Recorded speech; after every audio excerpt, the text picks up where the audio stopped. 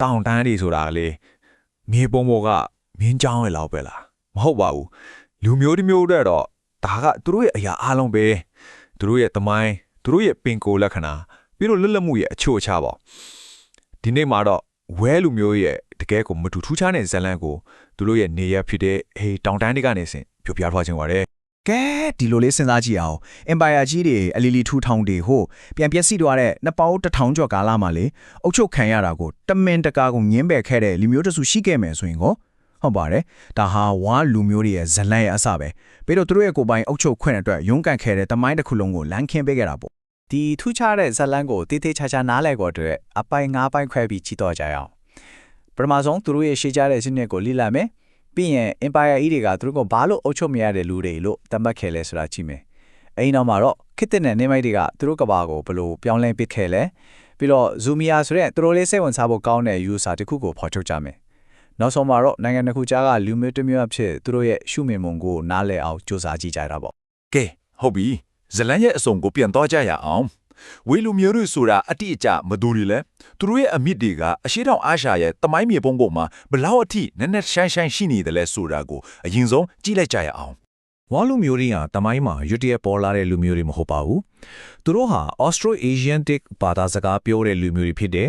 ဒါကဘာလို့ဆိုလို့တလဲဆိုတော့သူတို့ဟာဒီဒေသရဲ့ရှေးဆုံးဌာနေတိုင်းသားအုပ်စုတွေကတခုဖြစ်ပြီးခမာလူမျိုးတွေဗီယက်နမ်လူမျိုးတွေရဲ့ရှေးဘိုးဘေးတွေနဲ့ဘာသာစကားအရဆက်ဆက်နေတဲ့ဆိုတဲ့သဘောပါပဲဒီနေရာမှာဇလန်ကပိုးပြီးစိတ်ဝင်စားဖို့ကောင်းလာပြီဝေဘာသာစကားဟာမိုနဲ့ခမာလူမျိုးဒေသတွင်းမှာ Empire တွေတီထောင်ခဲ့တဲ့လူမျိုးတွေရဲ့ဘာသာစကားတွေနဲ့အရင်မြတ်တစ်ခုတည်းရနဲ့ဆင့်သက်လာတာပါဒါကဘာကိုပြနေတယ်လဲဆိုတော့ဝေလူမျိုးတွေဟာအစွန်ဖျားကလူမျိုးတွေမဟုတ်ဘူးသူတို့ဟာအရှိတောင်အာရှရဲ့ယဉ်ကျေးမှုတမိုင်းရဲ့အဓိကအစိတ်ပိုင်းတစ်ခုဖြစ်တယ်ဆိုတာပါပဲဝလူမျိုးတွေအတွက်တော့လေသူတို့ရဲ့ကဘာကိုနိုင်ငံရေးသမားတွေဆွဲတဲ့မြင်းကြောင်းတွေနဲ့အသေးပဲဖွင့်လို့မရဘူးသူတို့ရဲ့ပင်ကိုလက္ခဏာကိုပုံဖော်ပေးခဲ့တာကမြစ်တွေနဲ့တောင်တန်းတွေပဲနိုင်ငံတွေဆိုတာမရှိသေးခင်ကတည်းကမဲခေါင်နဲ့တန်လွင်မြစ်ကြားကဒီကြမ်းတမ်းခက်ခဲတဲ့တောင်တန်းတွေဟာသူတို့ရဲ့အိမ်သူတို့ရဲ့နေရာဖြစ်ခဲ့ပါတယ်ဒါဆိုရင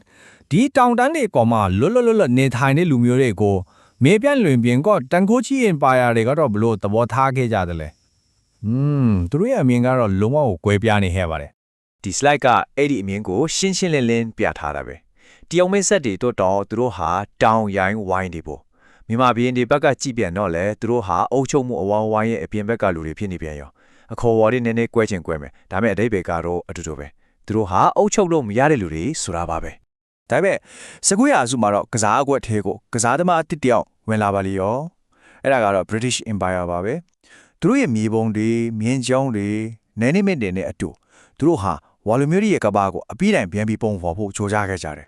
ဒီချင်းစရာကဖီရတယ်ဘလို့ဖြစ်ဖြစ်တိုးရတယ်လဲဆိုတာကိုပြနေပါတယ်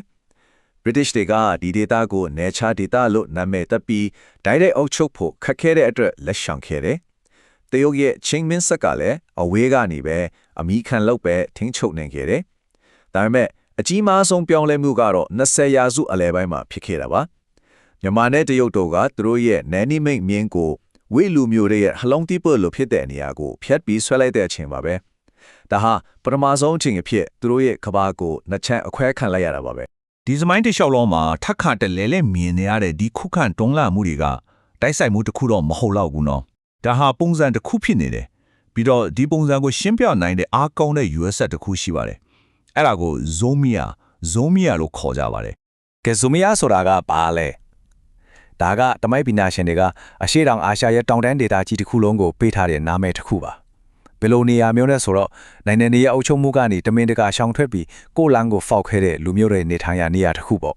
့ဟုတ်ပြီဒီအချက်ကတော်တော်အရေးကြီးပါတယ်တောင်တန်းတွေမှာနေထိုင်တာမလွဲမရှောင်တာလို့နေကြတာမဟုတ်ဘူးဒါဟာနိုင်ငံရေးအရာရွေးချယ်မှုတစ်ခုပါဝူလူမျိုးတွေလိုလူမျိုးတွေအတွက်တော့တောင်တန်းတွေဟာတို့ရဲ့ခန္ဓာဖြစ်တယ်လို့အခုံကောက်တာတွေစစ်မှုထမ်းခိုင်းတာတွေနိုင်ငံရဲ့ထိန်းချုပ်မှုတွေကနေလွတ်မြောက်ရနေရတခုလည်းဖြစ်ခဲ့တယ်။တနည်းအားဖြင့်ပြောရရင်ပထဝီရဲ့အနေအထားကိုနိုင်ငံရဲ့လက်နက်တစ်ခုလိုအထုံးချခဲ့တာပါပညာရှင် James C. Scott ကသူ့ရဲ့နာမည်ကြီးစာအုပ် The Art of Not Being Governed မှာဒီအကြောင်းကိုအကောင်းဆုံးအချင်းချုပ်ဖော်ပြခဲ့တယ်။သူက Zumia ကိုအဓိကအားဖြင့်အမျိုးသားနိုင်ငံများတဲ့ကိုပေါင်းစည်းမခံရအောင်အောင်မြင်ခုခံတွန်းလှန်ခဲ့တဲ့လူမျိုးများရဲ့တမိုင်းလို့ခေါ်ခဲ့ပါတယ်။ ဝါလူမျိုးတွေဟာအဲ့ဒီဇလန်ရဲ့အဓိကဇက်ဆောင်တွေထဲမှာပါဝင်နေတာပေါ့ ကဲအခုထိတော့အပြန်လူတွေအမြင်တမိုင်းပညာရှင်တွေအမြင်ကိုပဲပြောသေးကြတာဆိုတော့